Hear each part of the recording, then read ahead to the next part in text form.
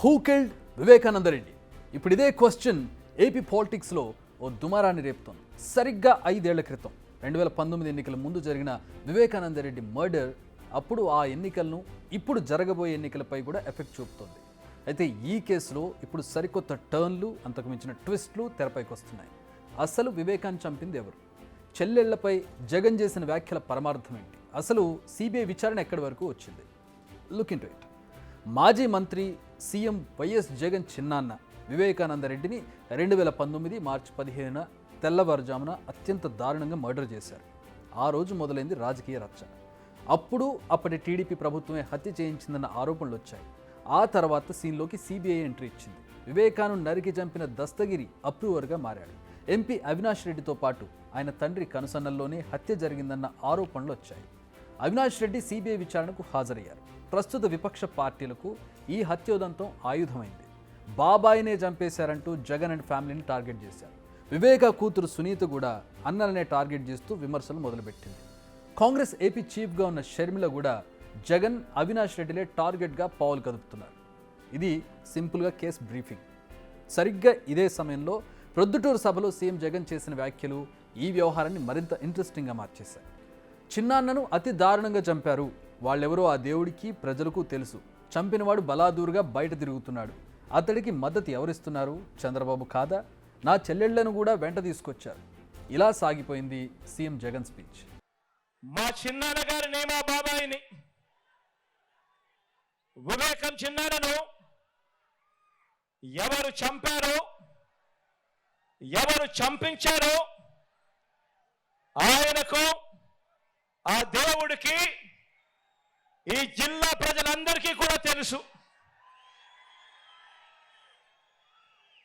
కానీ బురద జల్లేందుకు ఇద్దరు చెల్లెమ్మలను ఎవరు పంపించారో, వారు వెనకాల ఎవరు ఉన్నారో మాత్రం మీ అందరికీ కూడా రోజు కనిపిస్తూనే ఉంది. వివేక హత్య కేసులో అవినాష్ రెడ్డి, భాస్కర్ రెడ్డి ఉన్నారు. వాళ్లను సీఎం జగన్ రక్షిస్తున్నారు. ఇది YS Sunitha, YS Sharmila, TDP అధినేత చంద్రబాబు చెబుతున్న మాట. చివరికి జగన్ అధికార దాహానికి వంచనకు బాబాయి బలయ్యాడు. ఇద్దరు చెల్లెళ్ల సైతం రోడ్డెక్కి వైసీపీ పునాదులు రక్తంతో తడిచాయని ఘోషించే పరిస్థితి వచ్చారు. జగన్కు ఓటేయద్దని సొంత చెల్లెళ్లే చెప్పారంటే 5 కోట్ల ప్రజానీకం అర్థం చేసుకోమని విజ్ఞప్తి చేస్తున్నా. ఇలా ఎవరి వాదన వారిది, ఎవరి అస్త్రాలు వారివి. కానీ ఇక్కడ కొన్ని క్వశ్చన్స్ ఉన్నాయి. వివేకాను గొడ్డలతో అత్యంత దారుణంగా హత్య చేశాడు దస్తగిరి. ఇది విచారణలో తానే ఒప్పుకొని అప్రూవర్గా మారాడు. ఇప్పుడు బెయిల్పై బయటే ఉన్నాడు. ఎవరు చెప్తే చంపారన్నది పక్కన పెడితే చంపింది మాత్రం అతనే. కానీ ఇప్పుడు బయటే ఉన్నాడు.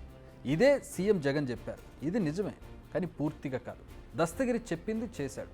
కానీ వివేకాను చంపాలని చెప్పింది అవినాష్ రెడ్డి, ఆయన తండ్రి భాస్కర్ రెడ్డి. ఇది సిబిఐ చెబుతున్న విషయం. మరి అలాంటి నిందితుడిని పక్కన పెట్టుకొని జగన్ ఇలాంటి వ్యాఖ్యలు చేయడం ఏంటి అనేది ఇప్పుడు టీడీపీ నేతలు వేస్తున్న ప్రశ్న. ఎవరి వాదనలు ఎలా ఉన్నా ఈ కేసులో దర్యాప్తు చేస్తున్న సిబిఐ ఓ కంక్లూజన్కి వచ్చిందా? అసలు దర్యాప్తు ఎక్కడికి వచ్చింది? సిబిఐ ఇన్నాళ్ల విచారణలో తేలిందేంటి అంటే సరైన సమాధానాలు లేవనే చెప్పాలి. సిబిఐ అనుకున్నంత వేగంగా ఈ కేసులో దర్యాప్తు చేయలేదు. 5 ఏళ్లు గడిచిన తర్వాత కూడా ఈ ఏజెన్సీ ఓ కంక్లూజన్కు రాలేకపోయింది. అనేక మందిని విచారించింది, విట్నెస్లను చూసింది. భాస్కర్ రెడ్డిని పలుసార్లు విచారించి అరెస్ట్ కూడా చేసింది. అవినాష్ రెడ్డి ముందస్తు బెయిల్ తెచ్చుకోవడంతో అరెస్ట్ చేయలేకపోయింది.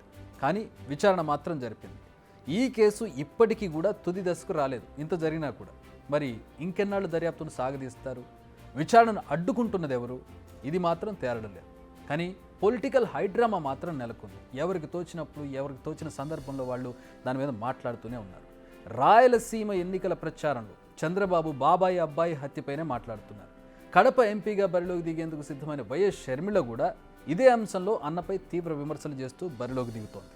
ఇక వైఎస్ వివేక కూతురు సునీత కూడా పులివెందుల బరిలోకి దిగుతారన్న ప్రచారం కూడా జరుగుతోంది. ఆమె కూడా జగన్ ప్రభుత్వాన్ని మళ్ళీ గెలిపించొద్దు, మళ్ళీ జగన్ ప్రభుత్వం అధికారంలోకి వస్తే న్యాయం జరగదని రిక్వెస్ట్ చేస్తున్నారు. కానీ జగన్ ఏమో చంద్రబాబుదే పాపం అంటున్నారు. మొత్తానికి వివేక హత్య కేసు విచారణ ముందు కదలకుండా అక్కడే ఉన్న రాజకీయంగా మాత్రం రోజు ట్విస్టులు వస్తున్నాయి. మరి ఈ అంశం ఓటర్లను ఎంత మేరకు ప్రభావితం చేస్తుంది, ఎన్నికలను ఏ రేంజ్లో ప్రభావితం చేస్తుందో లెట్స్ వెయిట్ అండ్ సీ.